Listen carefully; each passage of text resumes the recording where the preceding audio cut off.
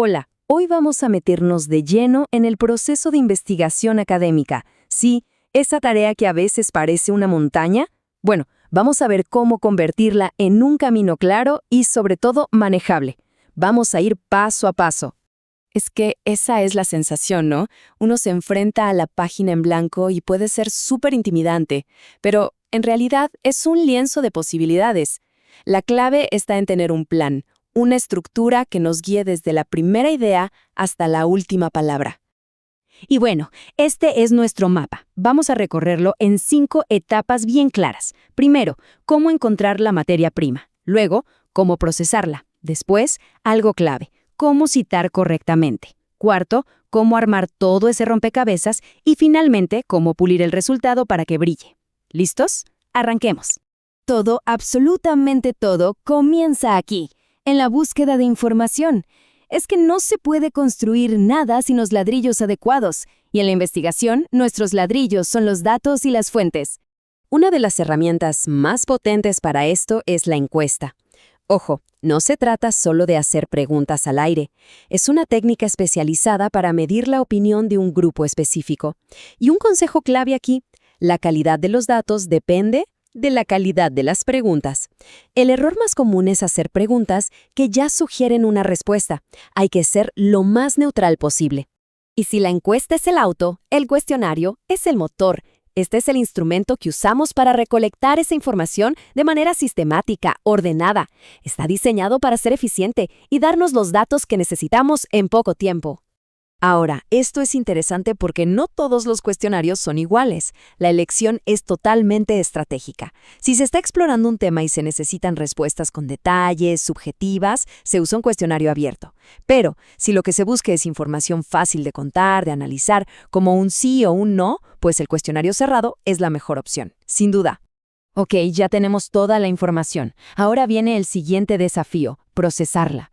Porque no se trata solo de acumular papeles y datos, sino de entenderlos y organizarlos de una forma que tenga sentido. Y aquí, la primera habilidad clave es saber resumir. Tal como dice la cita, es el arte de reducir un texto a su pura esencia.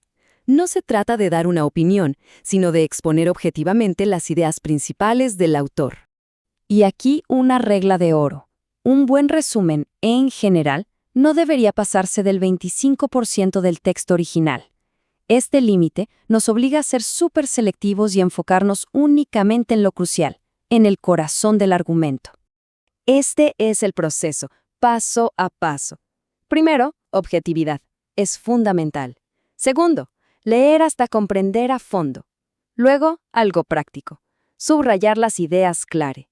Con eso, se crea un esquema para organizar esas ideas y finalmente se redacta el resumen con palabras propias. Un tip.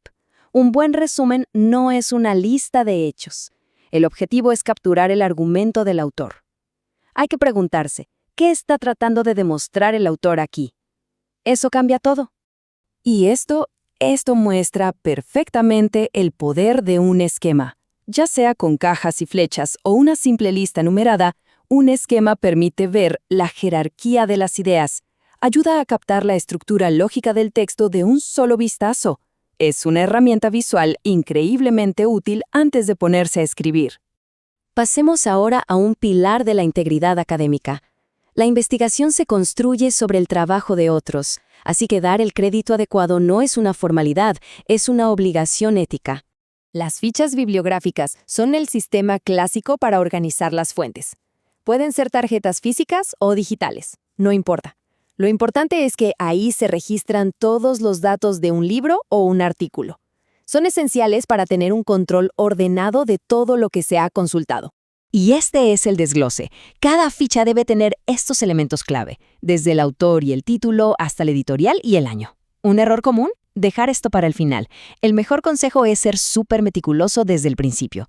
Decidir un formato de cita como APA o MLA y usarlo desde el día 1 ahorra horas y muchos dolores de cabeza. Además, no todas las fichas se organizan igual. La más común es la de autor. Pero si solo se recuerda el título de un libro, se puede usar una ficha de título. Y una muy útil, la ficha de materia. Si se está investigando literatura española, por ejemplo, esta ficha ayuda a agrupar todas las fuentes relacionadas. Súper práctico. Bien, con la evidencia recolectada y las fuentes organizadas, llega el momento de la construcción. Es hora de ensamblar todas esas piezas en un informe que tenga una buena estructura. Y la estructura fundamental es casi universal. Todo informe académico se sostiene sobre estos tres pilares. Una introducción que nos ubica, un cuerpo de texto que desarrolla todo el argumento y unas conclusiones que cierran el trabajo. La introducción es la puerta de entrada. Su objetivo es muy claro: presentar el tema, explicar por qué es importante y cómo se va a abordar. Aquí va un secreto a voces de la escritura académica. Aunque se lee primero, la introducción suele ser lo último que se escribe, o al menos la última que se pule. ¿Por qué? Porque solo cuando ya se sabe a qué conclusiones se llegó, se puede escribir una introducción perfecta. El cuerpo del texto es el corazón del informe. Aquí es donde se despliega toda la investigación, donde se hace el trabajo pesado. Se presentan los datos, se analizan los argumentos, se interpretan los resultados.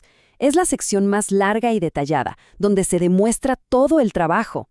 Y finalmente, las conclusiones. Un error muy típico es que sean una simple repetición de lo ya dicho. Pero no.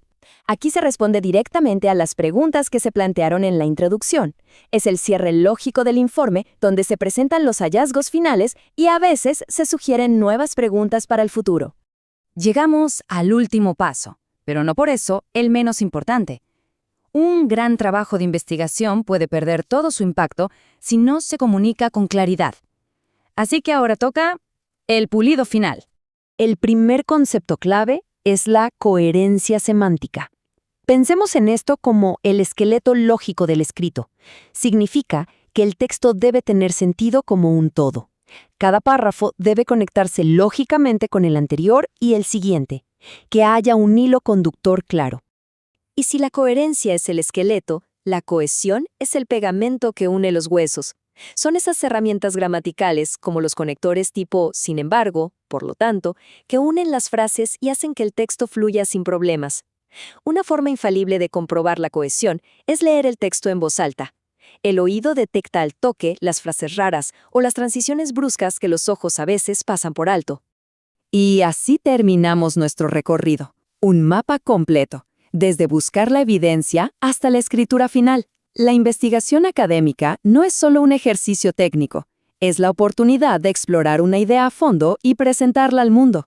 Con estas herramientas, la pregunta ya no es cómo empezar, sino más bien, ¿qué historia se quiere contar?